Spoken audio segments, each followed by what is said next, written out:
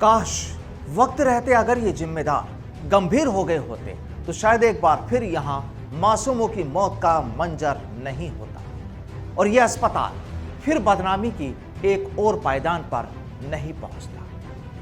नमस्कार, मैं हूं आपके साथ प्रदीप आजाद। आज एक बार फिर हम बात करेंगे कोटा के जेके लोन अस्पताल की। दरअसल हमने 2 दिन पहले इस बात के संकेत दे दिए थे कि इस अस्पताल में जिन मासूम बच्चों की मौत हुई है तो उनके जिम्मेदारों को सजा भी मिलेगी।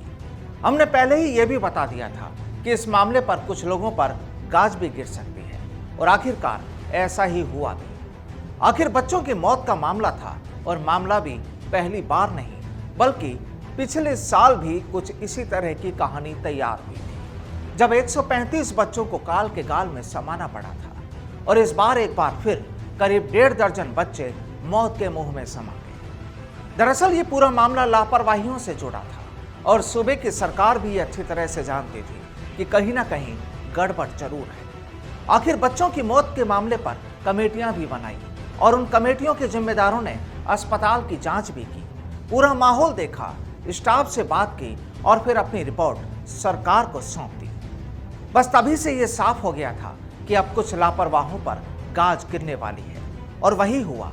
इस अस्पताल के अधीक्षक को अस्पताल से रवाना कर दिया गया, एक दूसरे जिम्मेदार को भी उनकी सीट से हटा दिया गया। यानी ये तो साफ है कि जो भी मंजर यहाँ रहा, जिस वजह से बच्चों की मौत की कहानी तैयार हुई, वहां लापरवाही का किरदार जरूर था। जाहिर है कि सरकार ने भी यह मान ही लिया है कि लापरवाही जरूर हुई है और फिर हुकूमत ने उसकी सजा भी दे दी। आपको बता दें कि पिछले साल भी इस अस्पताल में बच्चों की मौत का मामला सामने आया था। उस वक्त भी कमेटी ने जांच की और अब दोबारा जब कुछ ऐसी ही तस्वीर तैयार हुई तो जांच कमेटी बनाई गई। तो फिर जिम्मेदारों से भागने वालों को सरकार ने पकड़ भी लिया और उन्हें उसकी सजा भी दी गई। लगे हाथ आपको यह भी बता दें कि यह तो केवल पहला एक्शन है और अभी तो दूसरे टेक भी होने हैं।